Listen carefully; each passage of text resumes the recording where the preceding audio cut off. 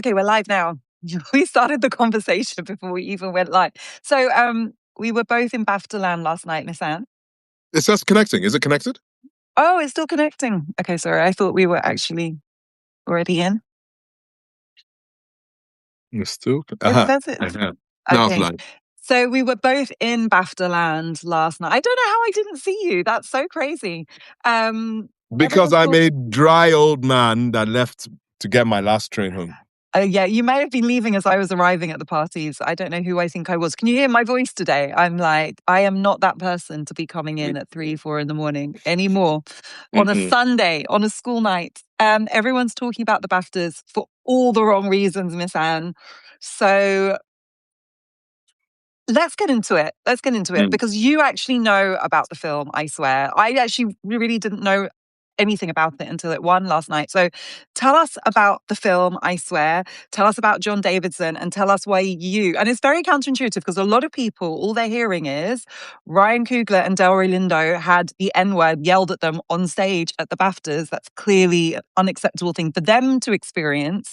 But it's a lot more complicated than that because the person who said that has Tourette's and more than Tourette's, he has coprolalia, which is a form of Tourette's that involves the involuntary uttering of taboo and curse words. And it's almost like it's correlated. Like the more taboo it is, the more quiet the room or the more socially unacceptable it is, the more likely that is to happen. And it is involuntary. It's not deliberate.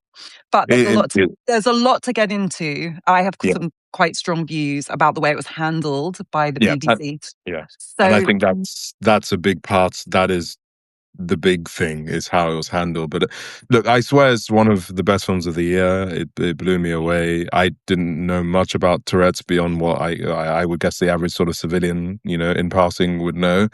And it really brought me into the world of what Tourette's is. I mean, it opens with John Davison, played by Robert Aramayo, swearing at the Queen. Like in real life? What? Yeah, they're retelling. So that happened. I think he said "F you" or not something. Not like the Queen comes on the TV and he swears, because that's probably quite relatable to a lot. No. This is very, very much. It looked like an OB-ish sort of situation. Wow. I was in the room last night, and it was a surreal experience because initially I think everyone was very proud and happy to have representation in because ableism is a thing. And then when the slur was said, to my left were two of my friends who are Black people. And I could see, we had to have quiet discussions, and I explained to them, just in case they didn't know, a little bit more about his condition.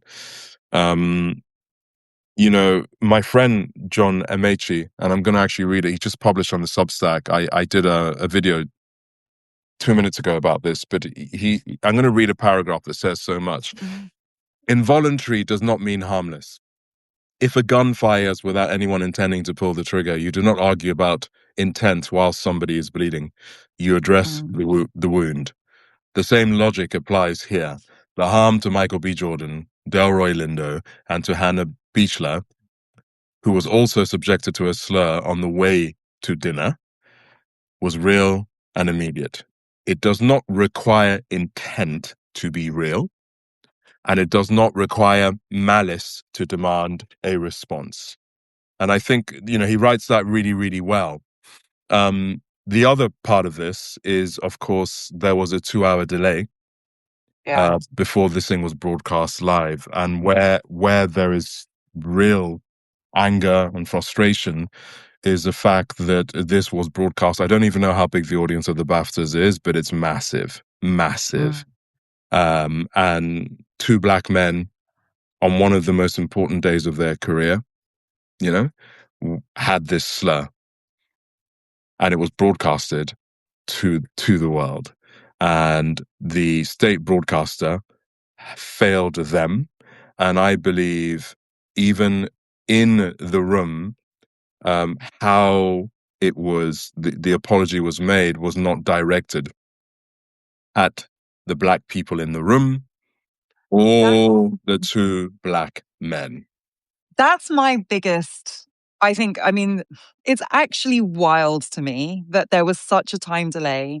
The BBC had time, as we now well know, to edit out Akinola Davies saying "Free Palestine" when and it was such a highlight. I'm so happy he won for My Father's Shadow. When he said "Free Palestine," they were able to somehow find the skill, the wherewithal to conveniently censor that. But when it came to this really upsetting racial slur that's very traumatic for Black people to hear, they completely forgot that they had that kind of duty. Um, and actually, a duty that applies to editing out a racial slur that doesn't apply to editing out Free Palestine, in my opinion.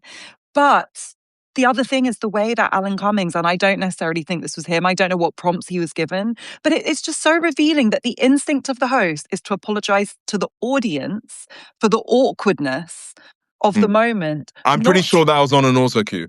and not to, and it would have been on an auto cue, not to take care of the Black people who are experiencing the most distressing. I just can't think of something more distressing. You're on the stage, it's your moment of glory, and somebody says the thing that in one word captures generations of violence and trauma. That is such an upsetting thing to experience. Where was the care taken of them in that moment? Where was the recognition that this is something that's so hurtful, not just to them, but also to all Black people watching who have been assaulted verbally with that word? And it's like, I just feel like the conversation is very reductive. Both these things can be true. Yeah. We can live in an ableist world that is very ignorant. I mean, I had never even heard of coprolalia before this. I knew about Tourette's, but I never stopped to really think about it and how it works and what it means. And so you can be curious, understanding, empathetic, and knowledgeable about what it is to have a neurodivergent mind like John Davidson, to have Tourette's, and that it's not a deliberate choice. You can understand that, but you can also acknowledge what it's like to be a Black person hearing that when you're on the stage. And there are ways of managing it. And I'm not saying I think John Davidson should have been excluded from the awards. That's not also an appropriate thing to do. Like the film based on his life was winning an award. He should have been there. He should have been included. But it sounds to me like this was quite a foreseeable situation. Like, where was the care and the thought and the conversation that took place about how to manage that? There are just so many layers on which it just feels like, as usual, the Black people are the ones who were failed. And also, I think John Davidson was failed because I know that he's attracting now a lot of criticism and condemnation, a lot of ignorance about Tourette's, a lot of ableism. And it feels like that's actually making him vulnerable and failing to protect him. So I just think it was a complete mess. And it's so ironic that this all happened because a film that is supposed to be centering the experience of someone with Tourette's, it was being celebrated that night. And yet in the celebrating of it, they managed to show the institution how completely ableist and ignorant and unthinking they are about the experiences of people who have not been from the minority, from the majority, who've not been recognized, who've not been included. So it was just, it's so disappointing. It's so disappointing. And then on top of that, they should not have edited out Free Palestine, because when Akinola said that, he did it for a reason. So the whole thing, it's like, what bad decisions can they make? They always seem to like find the worst version of every option and take it. Well, I don't know if you heard the latest. The BBC are now saying that they were in a truck listening and it was too loud. I just saw that, yeah. Yet they heard Free Palestine loud and clear. And I think there is an interesting thing looking at, the new vanguard of talent, winning a prize, a child of empire, saying Free Palestine, and having the state broadcaster that has been programming a worldview from the independence of many of the nations, well, both of the ones you and I come from, in the world service that my father swore by, right? Love the world service in West Africa. Yes, into a commonwealth that we didn't quite realize was an extractive tool. And I'm saying this, that it's an incredible for Akinola to honor his father's legacy, his voice, his talent, the people of Nigeria, in the way that he did by making that film, but also showing who he is, and to have that be reduced by the state broadcaster is a disgrace. I'm enraged by it. I am close to both Wale and Akinola, and I believe that they were failed by the BBC specifically, but also to have the double whammy of what happened with the 2 hour delay, and to have that word. And for a lot of African Americans, that word, for all Black people, but African American, imagine being an African American in London, which is not the place you know, and you hear that. Do you understand what that can do to you when you think you're in a safe space? Now, this is not an attack on John. I love the film. I think his life story is important and people need to understand Tourette's more, but he was failed, as were the Black men and women in the room. And I don't think that's a debate. I don't think it's a debate. And it's just disappointing. We both saw the video by this amazing young woman called Shayla Amamia. I forgot her Twitter handle, but if you look her up, you'll see her Instagram handle. But she is a young woman with coprolalia and Tourette's who posted about this, and her emphasis, like, she was posting because she, as she said, like, is a Black woman who understands both the racial trauma of the word, but also understands what it is, the ableism and the ignorance and the prejudice and the othering of being someone with Tourette's and coprolalia. So she posted what I thought was a really powerful video about what it's like to be her, to be someone like John. And then even she has been She's piled being on by attacked. It's disgusting. people saying that she's being dismissive of the racial slur. It's so disappointing. And I've seen a lot of comments of people being like, of course you have a choice. It's like, what part of involuntary don't people But understand? look where and we again, are. that is not the issue. This was a foreseeable situation. And if being inclusive does not mean just subjecting people to trauma, it means being thoughtful about how you protect people. And sometimes people have overlapping or conflicting needs to be protected. It should not be beyond the cognitive ability of the BAFTAs, the BBC, like two of the great British media institutions, to manage that situation with thought and care, and in a way that makes people feel included. You know, even if you accept that there's no way you could have John in the room and have Black people on the stage and that not happen. Did anyone sit down with the Black people who might win awards and say, this could happen? How would you like us to manage this? You know, you can imagine like how much less traumatic it would be if you understood what was happening. You had a mental framework for preparing yourself for it. If the host had been briefed onto how to handle it, how to take care of the Black people on the stage, if John Davidson had been given a choice, like someone had said, this could cause this effect. If you're present when this happens, it could put you under scrutiny. It's going to be really difficult for you. How would you like us to manage this with you? You know, it's just insulting. It did not need to be this way. This was a failure of organization and management and care for people. Not on many levels as well, because I think the lived experience. You know, we always talk about this. If you don't understand the Black experience, you know, unconscious bias can creep into unknown or unseen racial hurt. Because there's a scene in the film with a Black lawyer defending John Davison's character, talking about this specific thing that he has. I haven't seen the film. Yes. So tell us about that. Well, I mean, I'm actually thinking in real time, but there is a scene in the film where they talk about him, the Black lawyer representing him, defending him beautifully, saying that he has no control, and he has said, incredibly, racial slurs to me, but the lawyer says I've grown to understand that. So my point is, there is a precedent, like what you said, in thinking if there are Black people in the room, this neurological condition that will overtake him can happen. And there are multiple failures by many people that should have the duty of care, both to Black people and John himself, that allowed this moment, which is now a global news story, to become what it is today. I can see Kimmy MPA saying Black American women here and from the American South where slavery. I can't see the end of the comment, but I thank you for joining and for posting. I just want to be really clear that I'm not being an apologist for racial slurs at all, obviously. Like, we can never talk lightly about the use of racial slurs, the pain and trauma, the violence.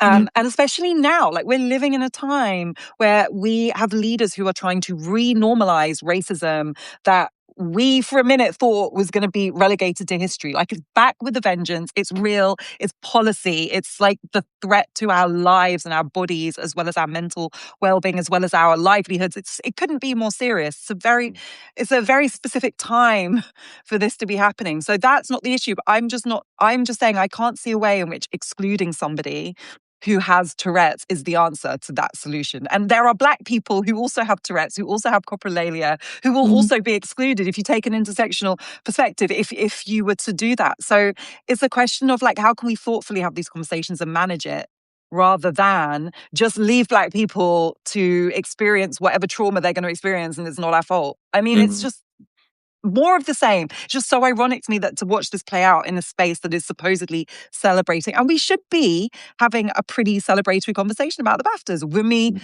Masaka, who we both love, who has been so long deserving the award she won last night. Ryan Coogler winning for screenplay. Akinola winning for My Father's Child. Like, so many Historic. moments that historic moments that renew my faith at a time when I really need it renewed, because it's rough out there for anyone who's not in film and TV. It's becoming more and more MAGA adjacent by the day. You know, all these big mergers and takeovers, these like mega companies that need Trump administration approval are shedding projects that say anything about race, about history, about identity, that tell the truth about injustice. It's so hard if you're a filmmaker who's committed to telling the truth right now. And so when I see people who are doing that work being rewarded, like, it means more than ever, because it's a reminder that you can still do it with integrity and follow your vision, and you can still get through.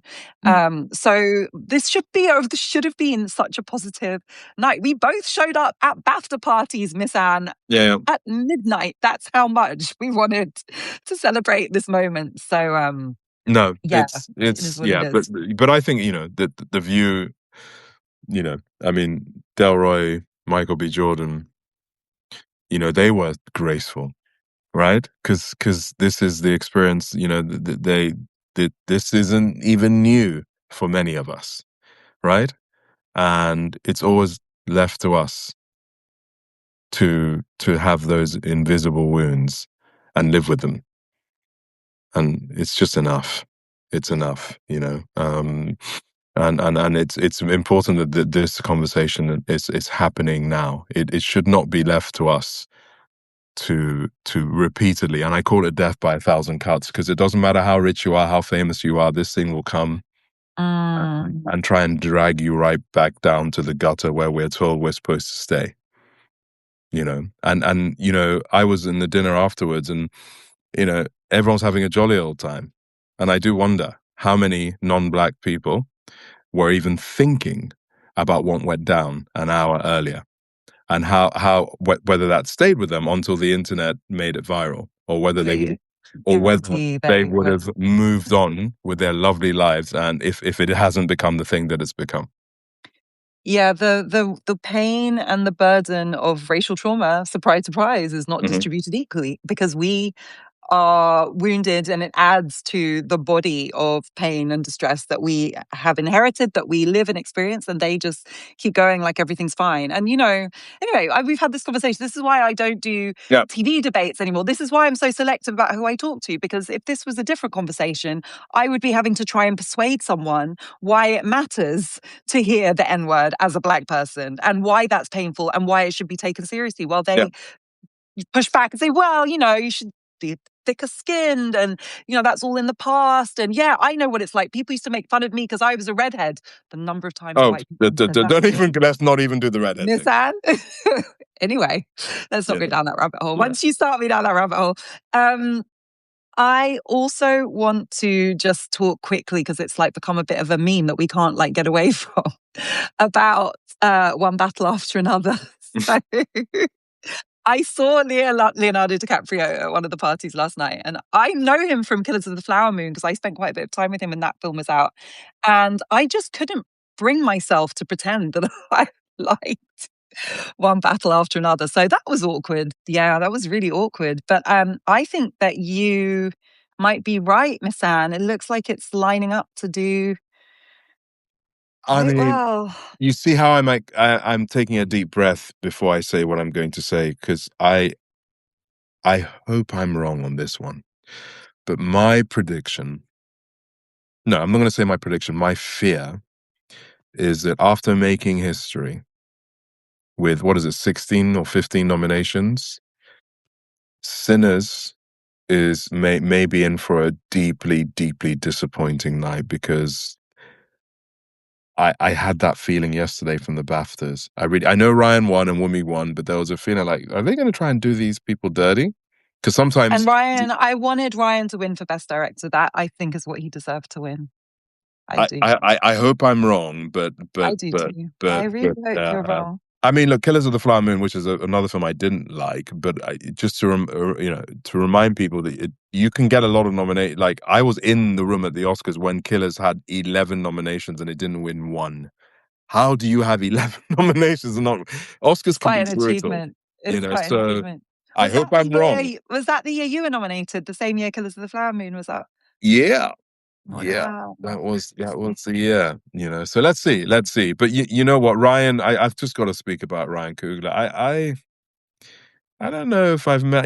We ran into each other on the stairs in the Raw Festival Hall, and he's like, I photographed him and Michael B for the awards, run, and he's like, those images were great, and he's just, I've never seen such humility. You're talking about He's a how gorgeous, gorgeous human. pound for pound, the most bankable and influential director that we have of any color, and he moves by making sure everyone else feels comfortable. Yeah. Yeah. And Christ, talk about an example, And again, it's just, yeah. It gives me a lot of hope when I see him moving, and he's so young and gifted and intentional in what he's trying to do. Deeply proud of the whole crew, all of them, Michael B, all of them. They're just great people, It gives me hope too. There have actually been quite a lot of younger Americans to give us hope lately. So I saw you make a video about curling, by the way, which is hilarious to me, because this was the year that I realized that the reason that I've never been interested in the Winter Olympics in the past is because every time I've tried to watch it, all I see is curling, and it is so boring to watch. Miss I know you're going to disagree with me. Hey, Just, let me moderate that, because I don't want to be disrespectful. These things are subjective. I subjectively prefer to watch sports in which people are performing death-defying, hey, none of that. gravity-bending jumps, Curling's dangerous. like physically impossible agility on the ice. Like, that's what I get excited about. I understand, and it's been explained to me, that there is a huge amount of incredible skill involved in curling. I respect it. It's just so boring to watch. Anyway, Hey, so this is what's happened. In the past, during the Winter Olympics, I've thought, let me just see what's going on. And it's been like hours and hours and hours of curling. And I've always been like, you know what? This isn't for me.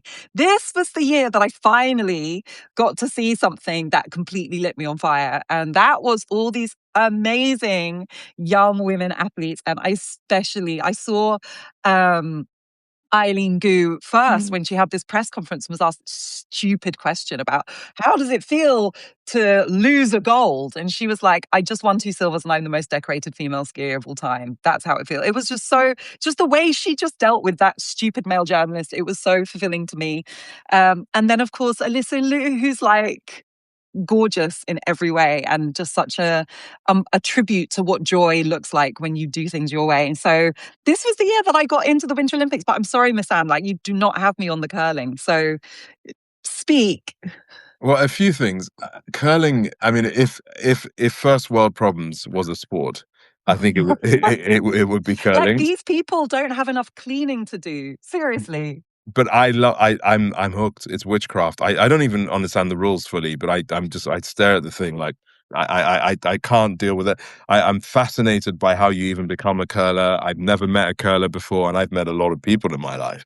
You've But never met a curler. no, I'm sorry. I We have haven't. to put a message. If anyone is watching who can help, Oh, get half Miss of Anne. Canada has DM'd me. Half of Canada Good. saying, I feel "What? like You never that's met a an curler?" achievable goal for you. We want you to photograph the Olympic winning curling team. I feel like that would be great.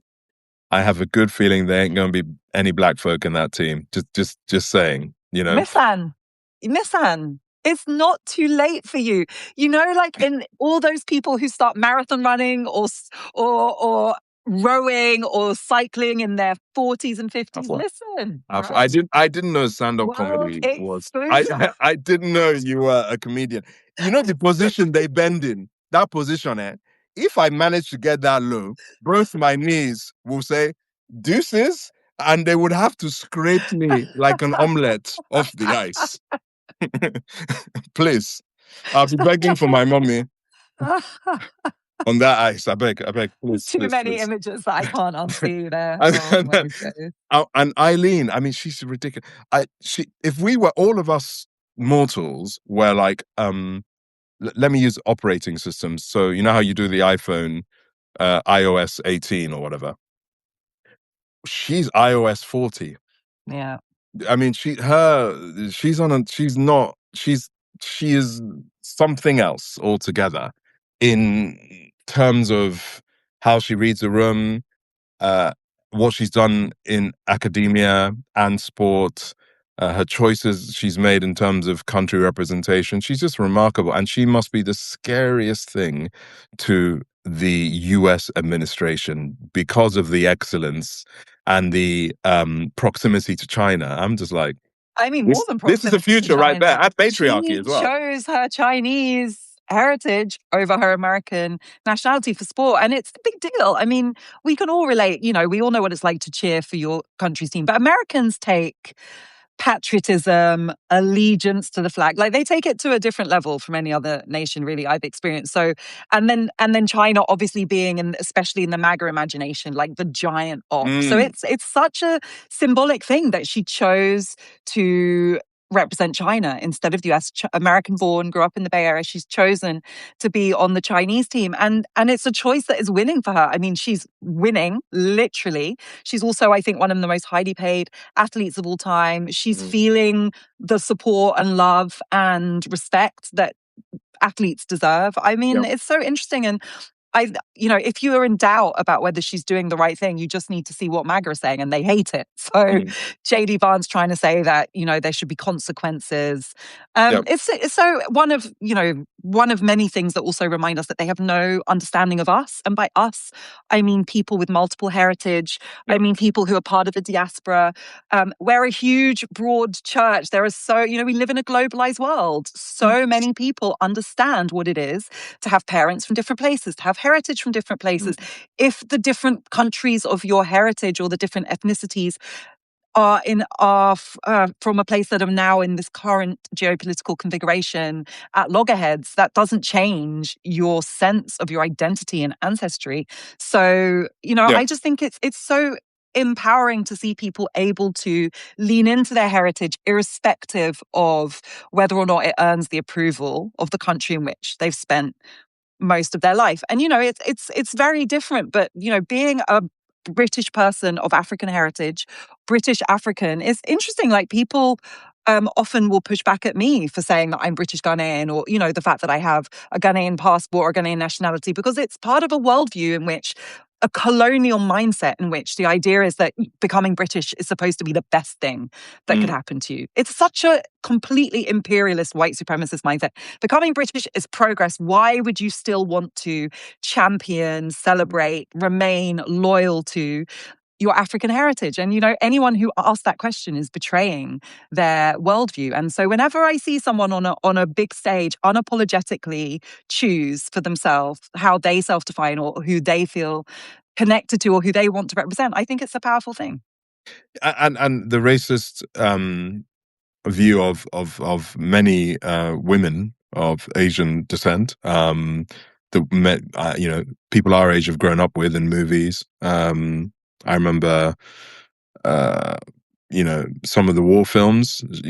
How they showed, women to either be prostitutes, right, for the American GI, or the kind of subservient geisha girl trope. And a lot of my friends of this heritage are saying that it's only been in the last 3 or 4 years where you can show any kind of actual agency in perceived Western views of Asian women across the whole spectrum of that. And I think, you know, she's a great example of, listen, she's carving her own way. And I think that's really, really important to also recognize, you know, another, you know, and it's not just Asian women, it's Chinese men, Asian men. Remember Austin Powers was just racist as hell. Oh, To anyone watching that as even well. even at the time, like, I mean, it was a more backward time, but it's still some of those things. It was not okay at the time. No, It no. really wasn't. I had a friend at university who called Guang, who was an actor, who changed his name to Alexander so he could get parts. And he was mixed race, half Chinese. He wasn't like white passing, but I think changing his name allowed him to present as like a slightly exotic looking British person as opposed to a mixed race Chinese person. And I use that language, obviously knowing how offensive it is. That was the perception. That was the kind of industry perception. It's so, I mean, that has not changed. It hasn't changed. I was speaking to this amazing actor called Jassa Aluwalia, who wrote a book called Both Not Half about his Punjabi heritage. And he was saying, you know, he doesn't like being described as half anything. Like he feels both. And he grew up in a Punjabi household, speaking Punjabi, eating Punjabi food, but he is white presenting. He's got blonde hair, blue eyes. And he was saying how, because he has a Punjabi name, he can't get cast in white roles, but he looks too white to be cast in Punjabi roles. So he ends up doing a lot of voiceover work. You know, which is so, like, because then he can speak Punjabi and they can use the way he sounds without having to see him. And it just makes me so angry that we're still so basic. Like, that's an interesting experience of identity. Why are there no roles that are exploring that or that can handle that, you know? And we're still such a long way off having Yeah. that I mean, sophisticated. it's another, I think we should put a note for another episode on identity and representation in the arts, because obviously you and I can speak really easily about the Black experience, but you and I also have friends that are from the South Asian community, the Arab community. My friend Khalid Abdallah, who obviously, you know, many of you may know as playing Dodi Al-Fayed in The Crown, and being an incredibly outspoken and early voice for the emancipation of the people of Palestine. But, you know, he's spoken often about, you know, he's a generational acting talent. For a big chunk of his life, he was being offered, you know, terrorist number one, terrorist number two. And I'm just like, this is just crazy. You know, and that is the experience of many Arab presenting men and women. So it's, you know, no one gets away from this, whether you're Asian, South Asian, a Muslim man or woman. It's really, really scary. Do you know that I grew up with Khalid? We went to school. He went to the boys' school. I went to the girls' school. So I've known him for a really long time. No way. Yeah, yeah. Oh, Really long time. wow. But it was a rough place to be racially other, you know, and it was a time when everyone kind of like that's the progress, and it's really hard to celebrate it because it's not the progress we deserve. But the fact that we have spaces for these conversations and a language and a prominent discourse, even that didn't exist then, you know, like No, everyone was no. kind of quietly trying to navigate it on their own. That's why I write, Misan, you know, Yep. to make it easier for the younger me to at least be equipped with the knowledge and the semantics and Yep. the information, even the vocabulary Yep. to have the conversation. I would rather we don't need to have the conversation because we've solved the problems. But as long as we still have the work to do and the struggle to fight, we need those tools. And it's, you know, that's the progress we have. But Well, I just you've been programmed, you, not just you, Afua. We have been programmed by Ali Baba and the 40 Thieves. We've been programmed by the crazy racism in Asterix and Obelix, Tintin, and then the mammy, you know, the wide feet with the slippers and Tom and Jerry of the Help, right? Disney, You know, man. I mean, it's just I remember like watching Dumbo for the first time in years when my daughter was a baby and just being like, wait, what? Like, what is happening here? There's just like casually like slavery, chain gang, spiritual, like it's a lot. not even though in the extreme past, I watched this FX show called Tyrant. Have you heard of it? Tyrant.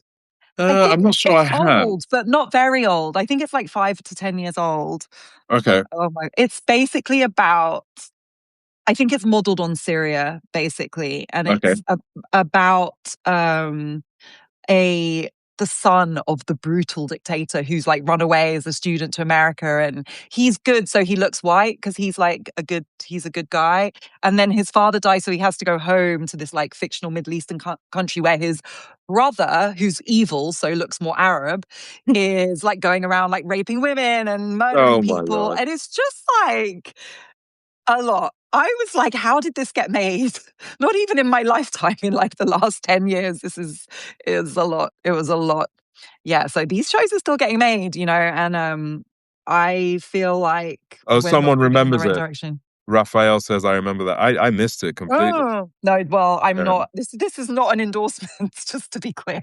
Before we leave BAFTA, well, it's kind of leaving BAFTA, but I think I wanted to connect the Berlinale, which just happened, and there's been a series of viral interviews where journalists are actually doing their jobs and asking producers, directors, actors what their political viewpoint is, and it's been when Wenders was obviously the big one at the beginning, it's been heartbreaking to see your heroes show total cowardice.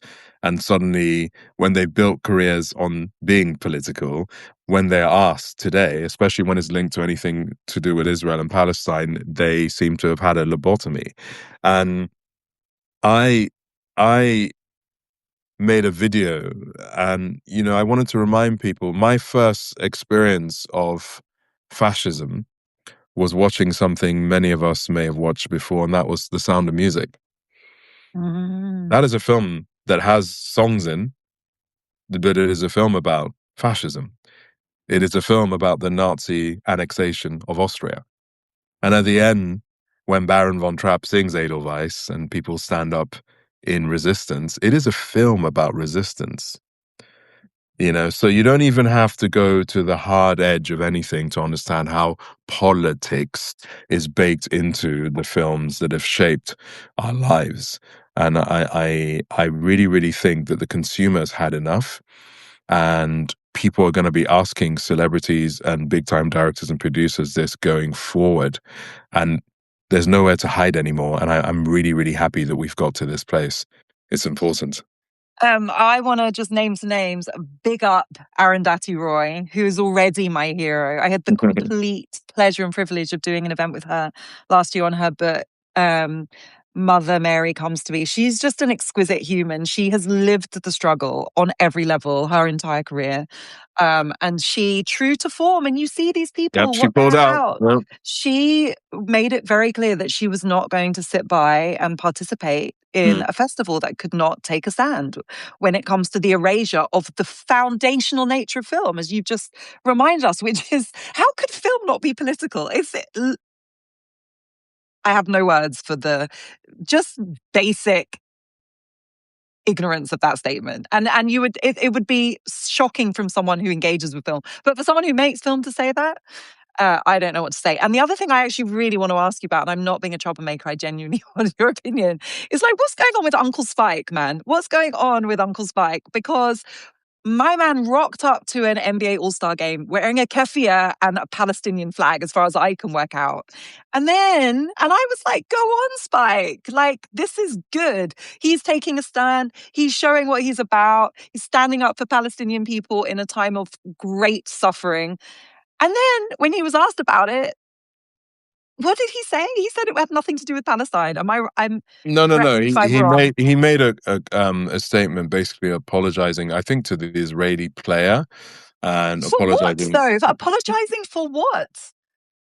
I don't understand what there is to apologize for wearing something that celebrates a people. And the Israeli player hangs his Israeli flag, as he should do, in his locker, right? And no one is, having pitchforks for him. I mean, the extraordinary thing is some absolutely crazy influencer went to Spike Lee's home I address. saw you posted that. Yeah. That's And scary. That was scary. Yeah, and shoved an Israeli flag. And I mean, how you can apologize after that, I don't know. I wish I had Uncle Spike's number to say that, you know, you made Malcolm X, first film to be allowed to be filmed in the holy city of Mecca. Malcolm X was outspoken about his support for Palestinian liberation, and many people, when they saw you on that court with the clothes that you were wearing, really were thankful. Many Palestinians saw their humanity recognized by one of the icons of our time. And there was no need to apologize for seeing the humanity of a group of people. And the narrative that anyone that recognizes anything Palestinian to be anything beyond, what do they say, terrorists, right? is either anti-Semitic or attacking um, the very tenets of Judaism. Is disingenuous and dangerous, at the very least. I I always go back to Omar El Akkad quotes for everything with these moments, just to remember how far we have fallen in just the moral wound of this time. Palestinians have a right for people to recognize them for the love of anything I godly. mean, I'm sorry, that's the bare minimum. It's the bare minimum. So no one even gets congratulated for that's the bare minimum. I mean, I'm living this, right? We're living this, I'm going to read this again because people that are listening need to listen to this. One of the hallmarks of Western liberalism is an assumption in hindsight of virtuous resistance as the only polite expectation of people on the receiving end of colonialism, right?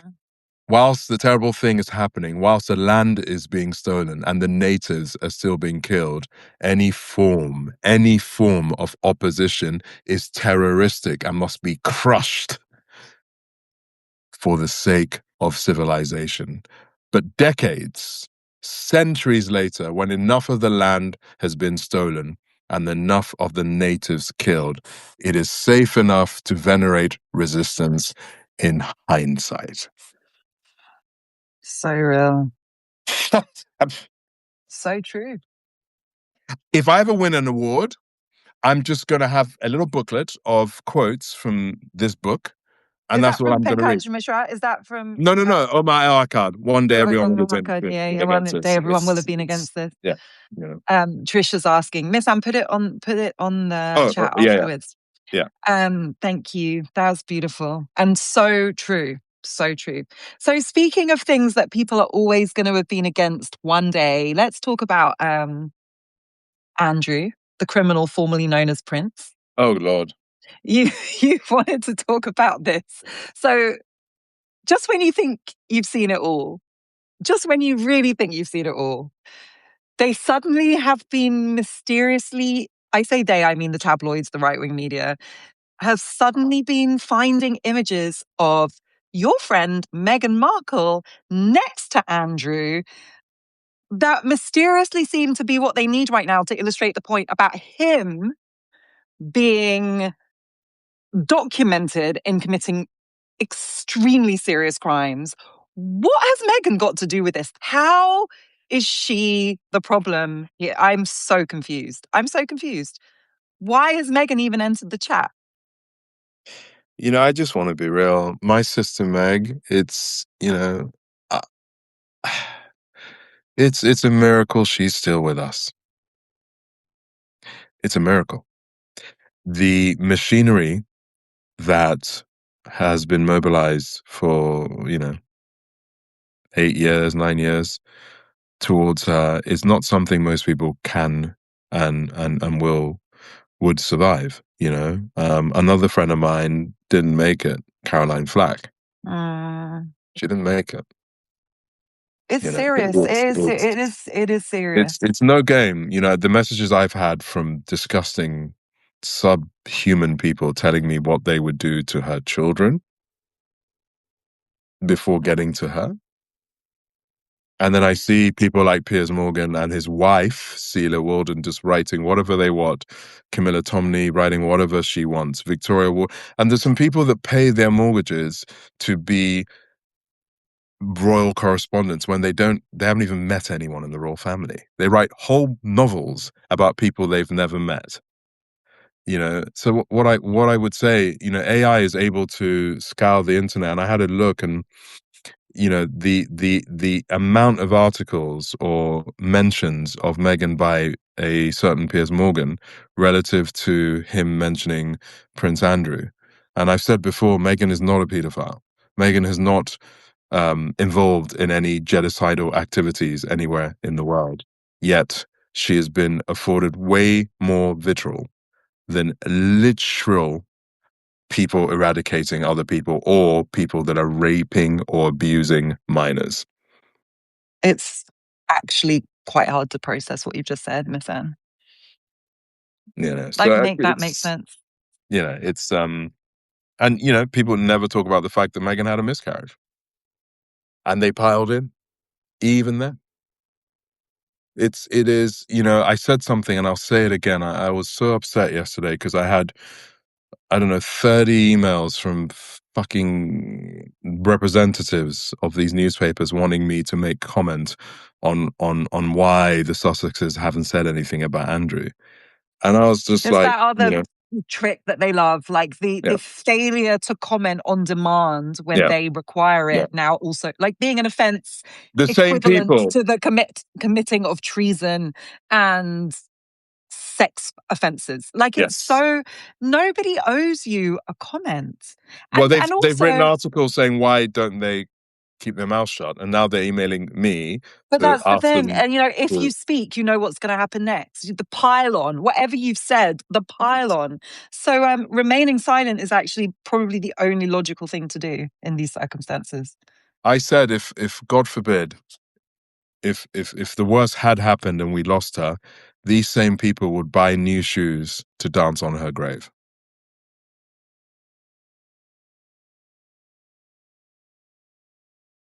It's really sick.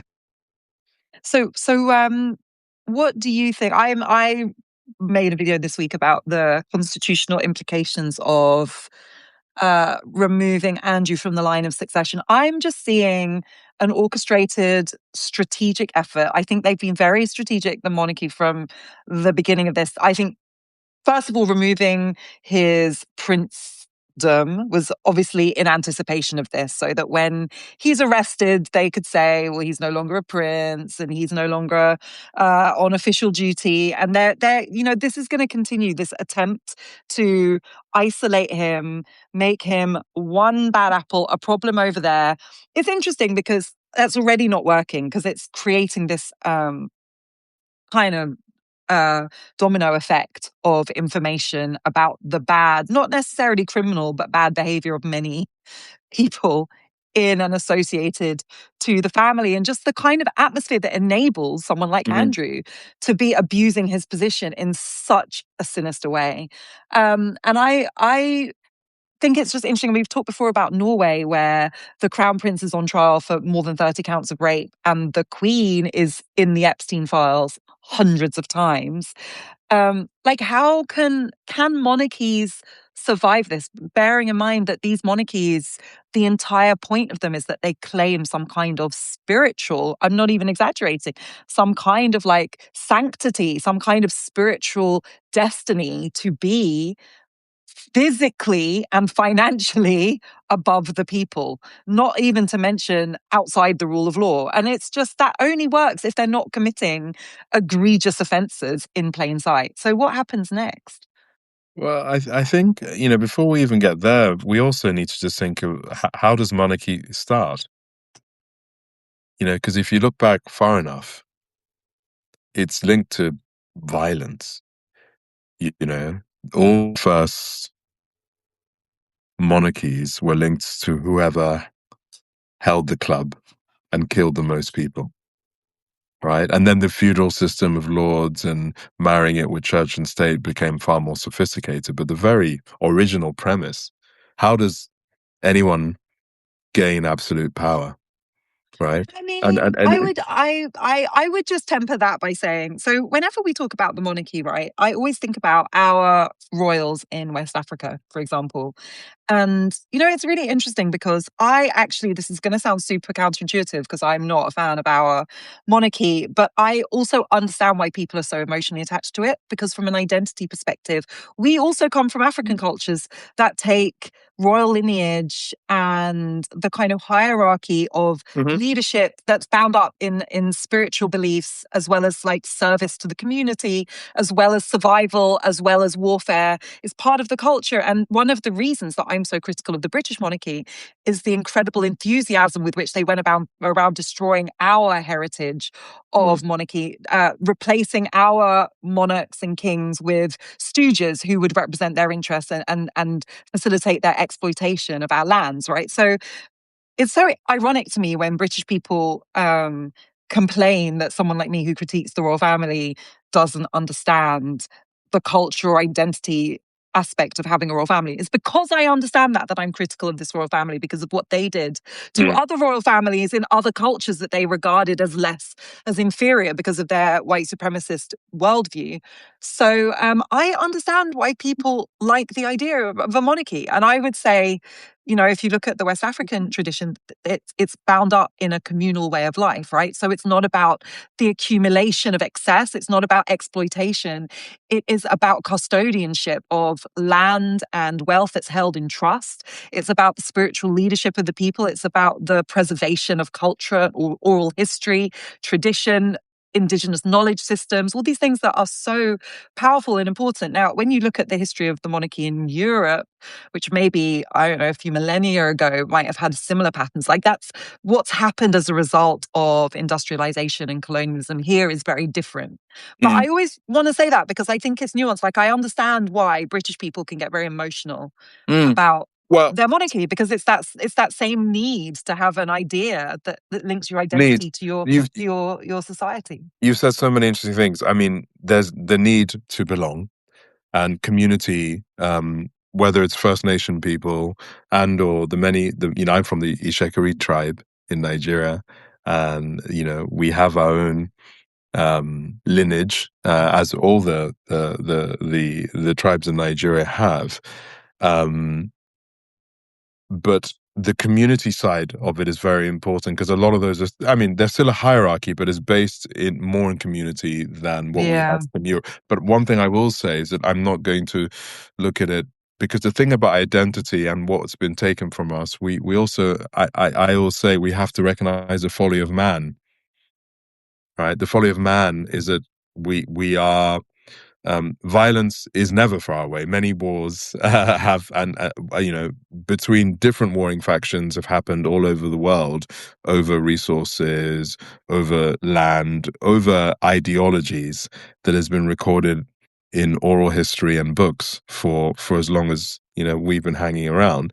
But the marriage to a racialized supremacy, and the expansion of what empire through a British lens is a unique thing. And yes, people say, "What about Genghis Khan?" and bring up all of these other examples. And I'm like, if we are going to stack up what if we did a CV of what the empire the sun supposedly never set on is responsible for including Palestine and so many others, it's, The other thing I would add is that this is the first culture to mechanize killing on an industrial scale. Even Genghis Khan, who killed, the estimates range from hundreds of thousands to millions, it was still like man to man combat. It still took a human to look at another human and kill them. And I am not glorifying or romanticizing killing. And it wasn't just men, they were killing women and children too. But what we never talk about enough with colonialism, why did Britain suddenly, after centuries of fighting and struggling and being beaten by people like the Ashanti, for example, who managed to lead some of the most successful wars of resistance against the British, what changed was the Maxim gun. It was literally technology. They developed the ability for machine gun fire to wipe out hundreds, thousands of people in industrial, mechanized weaponry. And that is how they were able to conquer it's the industrialization of killing. I feel like there's a reason why other cultures didn't develop that. You know why? Because it's inhumane. It's not natural. It's sick. And it's corrupted the culture that invented it. And the idea that this gave Britain all these amazing tactical advantages, and yes, it did, but at what cost? And what we see, could we look at the cost? It's that the world is sick. So I think that these are the conversations we don't have when we talk about the monarchy. I'm not just hostile to the monarchy because I've never thought about them. I don't never thought about why people care about them, or I don't care. I'm hostile because they have created havoc and Yep. suffering and violence on a scale unknown to man before their nefarious activities during the colonial era. And actually, there's a new book, I haven't read it yet, that's just come out about the British royal family's role in the slave trade. There's a specific role of the royal family, not just the British Yeah. It establishment, was British not a trade. small, it was a huge role. Yeah, spoiler alert. It was worth writing a very, very substantial book about. So yeah, I will read it and report back because it's very near the top of my list. But like I'm not being casual about abolishing something that people feel emotional about. I'm saying, like, let's be very honest about what it represents. And also, when I see someone like Andrew, right, this isn't in any way being an apologist for him and his specific brand of depravity, but he came from something. He came from a culture. There was a culture around him that enabled him and protected him. And that is worth exploring. Like, what is going on in that culture that allowed him to It's still get happening this now. far? I mean, Right. the Telegraph has done some extraordinary headlines in the last 24 hours. Emily Maitlis is talking about the mental health of I saw Andrew. that. Yeah. I don't know what to say to that. I think, look, yeah, a lot of royal families in mainland Europe have become basically, wealthy folks that, are in, live in a couple of grand homes, but don't have any kind of institutional influence and are not really considered as, anything more than that.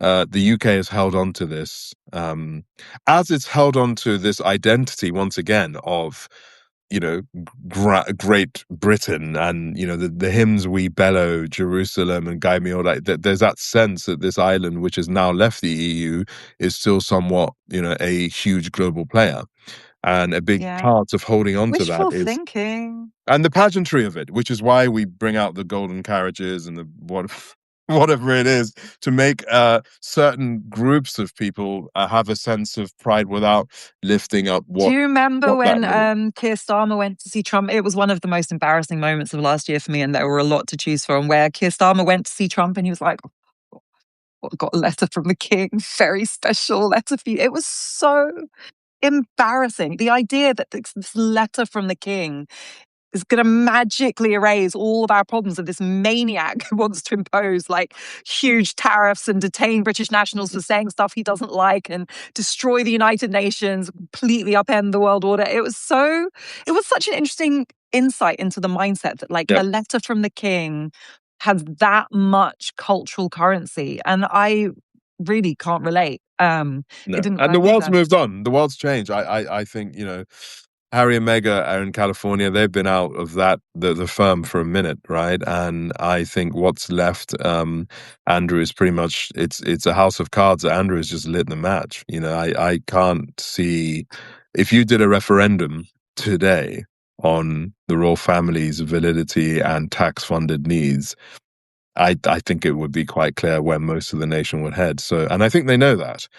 And also, only 3% of the Epstein files have been released. So I don't even know what else is coming, which is also concerning. One thing I wanted, because we're going over time, but I cannot leave this conversation without bringing up Tucker Carlson's interview with the US ambassador for Israel, Mike Huckabee.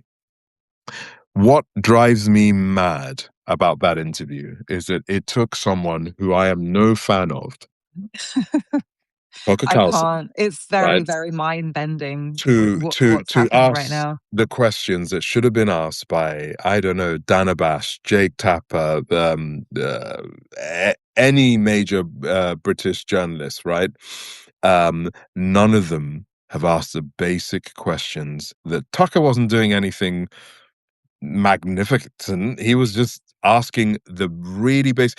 And when Huckabee said that, Israel, if it wants, can just take the whole Middle East. I kind of love it when these guys reveal themselves, though, because that's useful. You know what I mean? Because a lot of the time you So feel the very Arab gaslit. countries as well. It really, I think it was an unintentional but important wake up call to a lot of Arab nations. Don't always see eye to eye, but when you see the man representing America in Israel saying, if Israel wanted, they should just take it all. It's just astonishing, absolutely astonishing. And we still live in the place where if you criticize someone like Mike Huckabee, you will have parts of the right-wing media in the UK accuse you of anti-Semitism. This man is talking about taking the whole Middle East. Um, I still am struggling to process a world in which Tucker Carlson is saying the things that make sense. I don't know what to say. It's a very confusing time. Even Candace Owens has been saying some things that make sense to me. It's very strange.